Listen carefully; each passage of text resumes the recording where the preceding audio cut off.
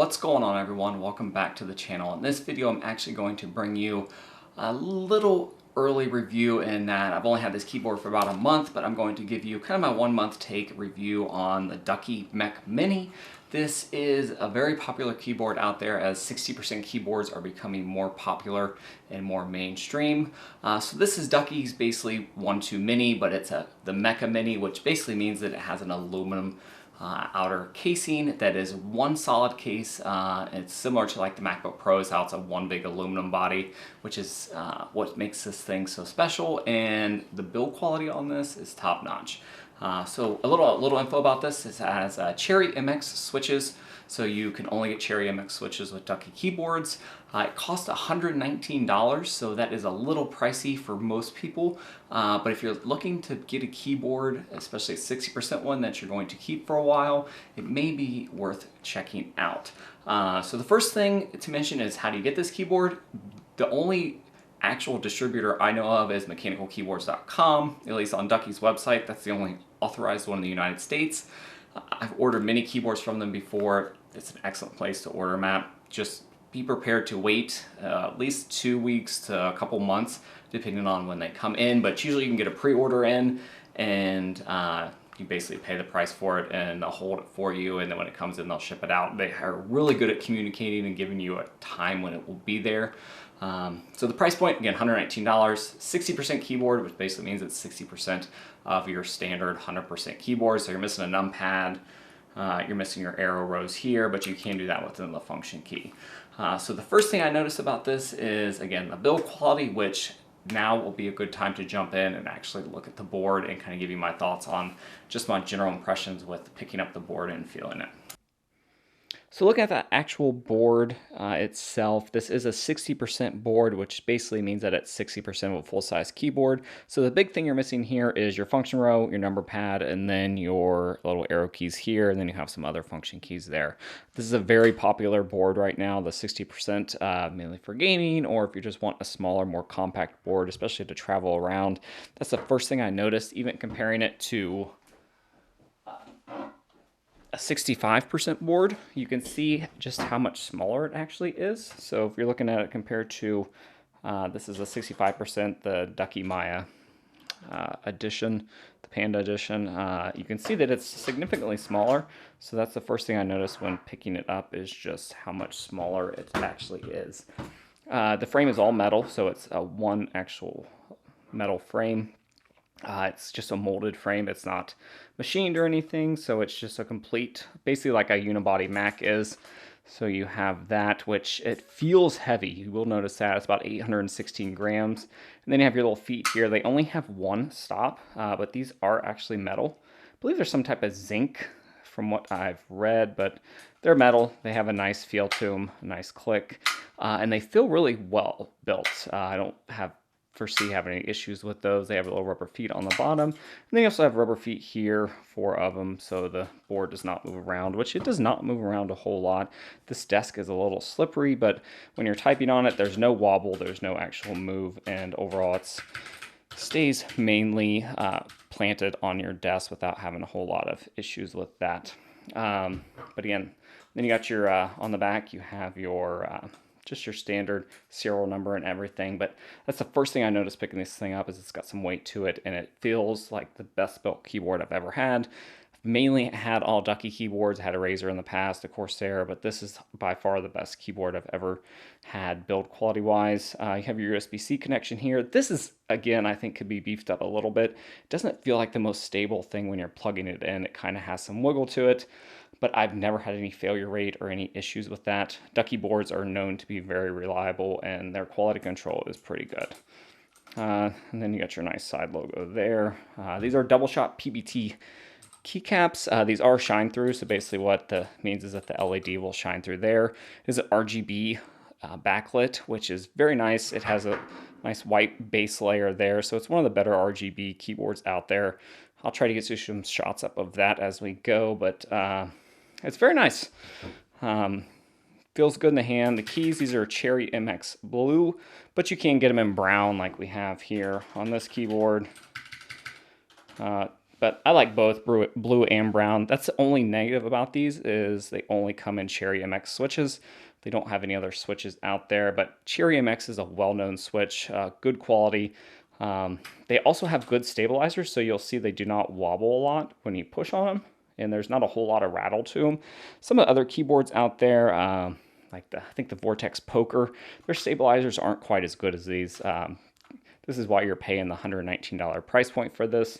But that's really it. The keycaps will last forever. You won't have to worry about any shine or any type of issue with stuff fading off. They're well built. I've had this one for about a year and it still looks brand new. Again, these are double shot PBT keycaps. And that's really it for the physical dimension of it. Again, the first thing I noticed picking it up is how heavy and well built it feels. It feels very similar to a newer MacBook Pro or any type of MacBook that's the all aluminum body. Or some of the newer iPhones. It just feels like a premium, well-built product, which is why you're paying that $119 price point, mainly for that and for the actual keycaps, the double shot PBT. You're getting Cherry MX switches, which will cost you, if you bought them yourself, $20 to $50, depending on where you get them and how many keys you actually get. You also have your laser etching there for your actual other function keys. So if you want to do the actual layers here at the bottom, you have to function and do that, which is kind of a pain, but there's a way around that. You actually have these little dubsteps things back here. Basically what you do is you can move that 3 over, and what that will do, it will allow the shift key here to actually be a function key. So that way if you're, trying to do up and down arrows, it's very easy to do like that. So that's it for the overall physical dimensions of the board. If you're wanting a 60% board, this is one of the better ones out there. You just will have to pre-order it likely and wait for it, which is a little bit of a negative, and it will cost you $120. I got this as an open box for $100, so I did get it a little cheaper, but it also was missing some of the extra keycaps that you get. So that's it for the physical board. Let's get back and finish up the review. So now that I've had this board for a month, the first thing I will notice is that there is a little bit of a learning curve when it comes to learning the different functions. Again, because it's a 60% board, if you want to use your arrow keys, which is the main keys that I miss from a regular 65% or even an 80% board, you will have to start learning to use the function, or you can actually set it up to where you can use the caps button to use your other function rows. You have no function row at the top, so if you're used to using those a lot, I would not recommend this board. Or maybe go to a store, a Best Buy, Micro Center, or somewhere where they may have a 60% board and play around with it. So if you're used to using those keys all the time, I would make sure that you're okay with not having them and using the function key to actually go through and do that. That's really the only negative when it comes to functionality. The switches feel nice, stabilizers feel nice. These are double shot PBT keycaps, and they're backlit, so you will see the backlighting through there, which I will get you some video of the actual keyboard and what it looks like. All right, everyone, this is going to be a quick preview of the actual RGB LED lighting on this. In order to turn it on, there's tons of different features you can hear. I'm just going to show you some basics so you get an idea of what it looks like. You do the function Alt and hit the T, and this is the first mode. Let me try to prop this up a little bit so you guys can see a little better. So that is the first mode. Then you hit function Alt and the T again, and then it will basically siphon through all the colors. But the backlighting is really nice. It feels very uniform. No issues with any burnout lights on it. I've never had any issues with that before. And then you hit function Alt, and then this is your other view. This one, you can actually turn the brightness up and down. I'm not going to go through that, again, just for time purposes, because this board's pretty complex when you go to all the lighting. But this one's pretty cool. You basically press a key, and then it will shoot the LED lights out from side to side. I'm not really sure what all these are called, but you have tons of options here. This one's just a reactive one where basically when you press a key, it will turn the backlighting on.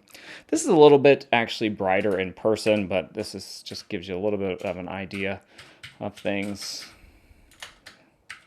Tons of different modes you can do. Again, you can even do it all backlit. You can change the colors of these. If you just hit the function Alt, you'll see how these colors kind of light up here, and you can change the color of the backlighting just about any color you want. You got a pulsing here, where it basically just pulses. And then you have the wave effect here. And then once you go back, it turns off. So that's it, guys, for the RGB lighting. Again, it's very good quality stuff. If you've never had an RGB keyboard, I would highly recommend getting one, even if you're not 100% interested, because you can always turn it off. You can't always turn it on, but you can always turn it off. So we'll siphon through these, get it back off, and get back to the review. But overall, it is one of the better keyboards out there. I actually really enjoy it. I've owned many Ducky keyboards before. If you look at it compared to the 65% keyboard, it is significantly smaller. So if you're wanting to travel around with this, or you just have a small space for it, this will be a good keyboard for you. It is a little on the heavier side, but if you're worried about that, you could actually get the Ducky Mini, which is 60% board. It just has plastic instead of the actual metal. Build quality is great. Again, stabilizers are really good, so there's not a lot of wobble. The backlighting is great. There's a white plate underneath it, so it is very lively. There's tons of customization with the backlighting. I may do a video on that. I'm not going to show that here because it is really intensive. The manual doesn't come with it anymore. You have to download it online. But there's tons you can do with the backlighting, tons of different settings and different modes you can run through. The only couple negatives I found about this board is the USB where you connect it at. It is USB-C, but it just doesn't feel like the best connection out there. I've never had any issues with my previous Ducky keyboards, and the one I've had before these two, I actually had for about 10 years and had no issue with it. But it is, just doesn't feel like the best connection. There's a little bit of wobble to it. It makes a weird noise when you put it in, but I've had no issues. And the other negative, well, there may be a couple other. $119, so just be prepared to pay that and wait for it because it will take some time to come in. Unless you can find an open box on mechanicalkeyboards.com, which I actually did and only paid $100 for it. It was missing some of the extra keycaps, but generally you'll have to wait at least 2 weeks or more to get this board because that's just how Ducky keyboards are, because they're really popular and they come from outside of the country, from Taiwan, I believe. So it does take a little bit for them to come in. So those are really the only negatives. There's a ton of positives. Small form factor, 60%, good build quality, Cherry MX switches, which may not be a switch you like, but at least you have different varieties: brown, blue, black, silent red, red, silver. And Cherry MX switches, while may not be the new, go-to switch now, they are known for their reliability, so you'll get a lot of life out of them. Double shot PBT keycaps, they'll last forever. You don't have to worry about any fading, any glossing over. If you've had an old keyboard and they start getting glossy over time, you will not have any issue with that. I've had my Ducky Maya Pro here for over a year. The keys still look the same. They still look brand new. So that's that. You do only have one stop on the actual foot to actually adjust the stand, to have it stand up. Typically you have two different adjustments, but this one you only have one. But it is a little bit more angled than some of the other keyboards out there, so I don't think that will be an issue. Build quality, again, top notch. I know I'm kind of a little bit all over the place with this, but I would highly recommend this. If you're wanting a 60% board, you're wanting a black one that's RGB backlit, I would definitely get this. If you're wanting a white one, you could always get the Ducky Mini. They do make a pure white version, but if you're wanting one that's metal and premium build quality, I would highly recommend getting this. You also have a very low profile. You can kind of see, if it focuses there, how it has a little low profile there. So it's great when you can get the RGB lights going. I will get you a shot of that up, but it's hard to do here when it's daylight out. But that's it, guys. That's my review. If you have any comments, questions, you want to see any other videos on keyboards, I have two right now, so I may go over the 65% to the 60% and kind of some of the advantages there. The only thing is just to make sure you're okay with having a 60% keyboard and missing those arrow keys that you typically get on, say, a 65% or higher board. I originally missed those keys, but I actually got used to it as time went on. So that's it. Leave your comments below and like this video if you want to see more videos like this, or if you anything else you want to see. Feel free to leave those comments below and I will get back to you. Thanks everyone for watching, and I will see you guys next time.